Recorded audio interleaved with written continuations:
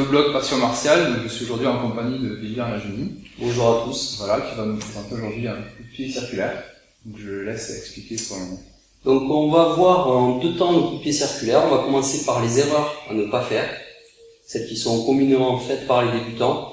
Et ensuite je vous montrerai 2-3 trucs et astuces pour avoir des coups de pied plus efficaces, puisque c'est ce qu'on recherche nous dans notre style, parfois au détriment de l'esthétique, qui n'est pas vraiment important, mais par contre un engagement maximum dans vos frappes, juste à travers la technique.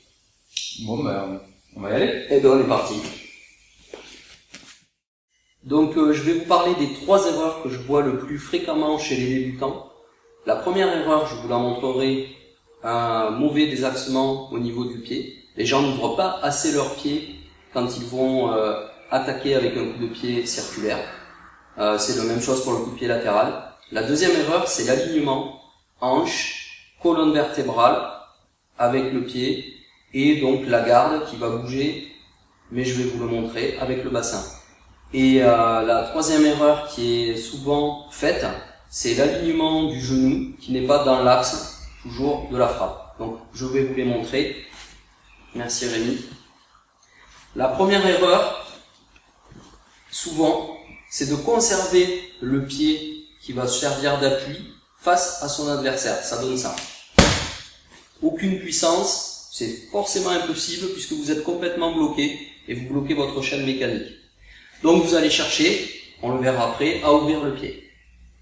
La deuxième erreur, l'alignement du genou.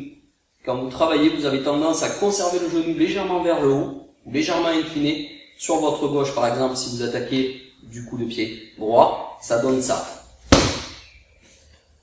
Donc c'est quelque chose qui est très traumatisant pour le genou, puisqu'un genou n'est pas fait pour se plier dans ce sens-là, mais pour se plier dans sa mécanique naturelle. Et la troisième erreur, c'est de conserver le buste face à votre adversaire quand vous travaillez. Donc je fais volontairement, affreusement mal ce coup de pied, ça donne ça.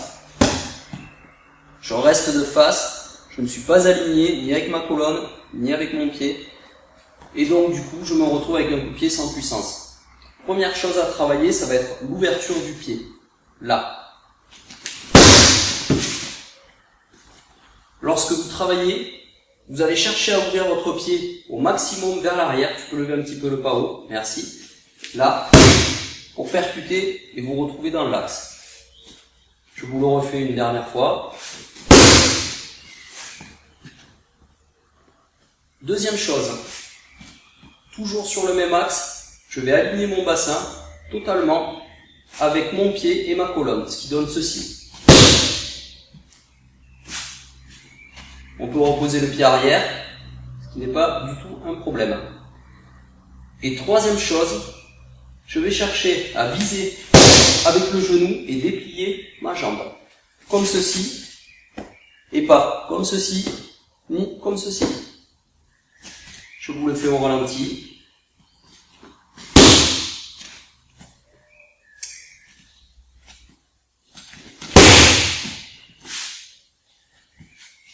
Pour plus d'efficacité en combat, vous allez chercher à ne pas donner la jambe à votre adversaire. Voilà, j'ai créé un temps d'arrêt volontaire, j'ai offert ma jambe à mon adversaire. Je suis en déséquilibre avec ma jambe d'appui, je peux être facilement déstabilisé. Donc une fois que j'ai percuté, je vais ramener la jambe rapidement et la poser au sol le plus rapidement possible.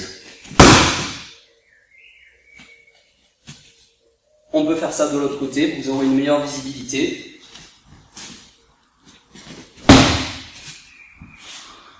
On est parti. Posez devant ou posez derrière. Merci Rémi. Souvent j'entends parler de jambes fortes, jambes faibles. Je pense qu'il n'y a pas de jambes fortes et de jambes faibles, puisque le but d'un pratiquant d'arts martiaux, c'est de devenir ambidextre. Donc on ne travaille pas forcément de la jambe avant, ni de la jambe arrière. On va chercher à pouvoir travailler des deux jambes. Jambe arrière, d'accord. On a l'habitude, jambe avant. Même chose, même principe. J'ouvre mon pied, j'aligne et je repose.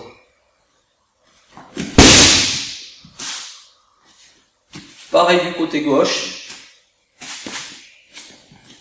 Je fais un petit pas chassé, j'ouvre, je tape et je repose.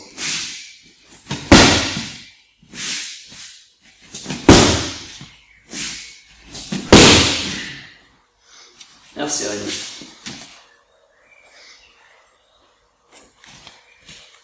Troisième chose, quand on donne les coups de pied, on passe à sa garde. Je m'explique. Si je reçois un coup de pied circulaire, Rémi, tu vas me le travailler, ici, de l'autre côté, pour que les intervenants puissent voir. Quand on ouvre sur un coup de pied, naturellement, on a tendance à ne pas protéger ses parties. Donc dans des boxes où les coups aux parties à la gorge ou aux yeux sont interdits, ça reste cohérent. Mais dans une optique de combat total, c'est une hérésie. Donc, merci. Donc personnellement, je cherche à protéger mes parties du point opposé, à conserver ma garde avec le point côté jambe attaquante, ce qui me permet d'enchaîner par la suite.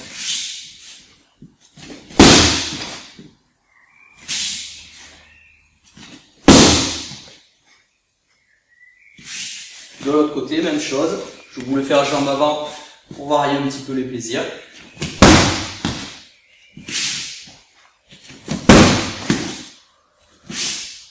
Merci Rémi. Une dernière chose, souvent sur le coup de pied circulaire, dans certains arts martiaux, on utilise des surfaces de frappe qui vont être différentes suivant l'art que vous allez pratiquer.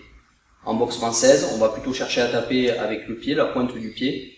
Nous, en arts martiaux vietnamiens, en tout cas dans mon style, on va plutôt travailler avec le tibia. Donc la surface qui va venir percuter votre adversaire ou votre partenaire en cours.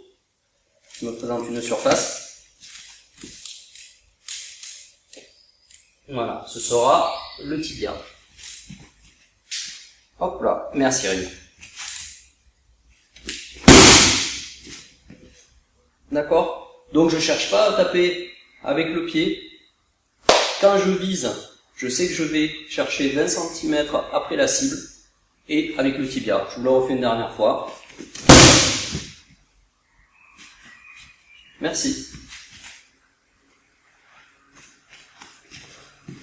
Ok Vivian, merci pour ces explications. Avec plaisir. Merci Rémi. Est-ce que tu as quelque chose à rajouter pour les lecteurs? Oui, sûrement. On peut parler un petit peu des endurcissements, très simplement. Donc on voit dans des films des gens qui tapent sur des poteaux, sur des bambous, des choses comme ça pour durcir leur tibia. Donc à ma connaissance, un os ne se durcira jamais en le fragilisant avec des frappes. Par contre, vous avez sur votre tibia péroné un muscle, le tibia antérieur, et c'est ce muscle que vous allez chercher à développer, qui prenne de l'épaisseur par-dessus vos os, et ce muscle, par contre, lui, pourra être durci, mais surtout pas en frappant sur des surfaces dures. Si vous faites ceci, vous esquintez la couche superficielle, la première couche de l'os, donc le périos, qui permet à l'os de se régénérer, et lorsque le périos est trop endommagé, il ne se régénère plus, et un jour, vous n'avez plus de douleur parce que vous avez tué les nerfs, vous frapperez, et votre tibia se brisera. Donc je vous déconseille très fortement d'utiliser des méthodes qui ne sont réelles que dans un univers fantasmagorique au cinéma. Donc, à éviter. Super, un bon conseil. Mais écoutez, merci les gars. Ben maintenant, ce qu'il vous reste à faire, que maintenant que vous avez vu cette super vidéo, c'est de participer et de laisser des commentaires juste en dessous. Donc voilà, pour peut-être que Vivian et Rémi viendront échanger avec vous si vous venez leur demander, ou avec moi-même, et voilà, donc... En tout cas, j'espère voir les conseils de maîtres de différents arts martiaux, puisque c'est toujours intéressant d'avoir des points de vue. Et le coup de pied circulaire, il n'y a pas le coup de pied circulaire ou le coup de pied latéral parfait, puisque les contraintes sont différentes suivant les arts martiaux et suivant les règles que vous allez employer. Donc, lorsque vous faites un coup de pied très engagé, évidemment, vous êtes gêné pour envoyer le deuxième de suite, vous allez peut-être avoir une petite perte de temps. Donc, l'ouverture du pied, c'est une chose chez nous, ça peut en être une autre dans un autre art martial. Donc si parmi vous il y a des enseignants ou des maîtres d'autres styles, n'hésitez pas à venir mettre aussi votre manière de faire le coup de pied circulaire. Bon ben merci encore et à très bientôt sur Passion Martiale. Au revoir. C'est la même chose pour le coup de pied latéral. La deuxième erreur, c'est l'alignement hanche, colonne vertébrale avec le pied et donc la garde qui va bouger, mais je vais vous le montrer avec le bassin. Et la troisième erreur qui est souvent faite, c'est l'alignement du genou qui n'est pas dans l'axe toujours de la frappe. Donc je vais vous les montrer. Merci Rémi. La première erreur, souvent, c'est de conserver le pied qui va servir d'appui face à son adversaire. Ça donne ça. Aucune puissance, c'est forcément impossible puisque vous êtes complètement bloqué et vous bloquez votre chaîne mécanique. Donc vous allez chercher, on le verra.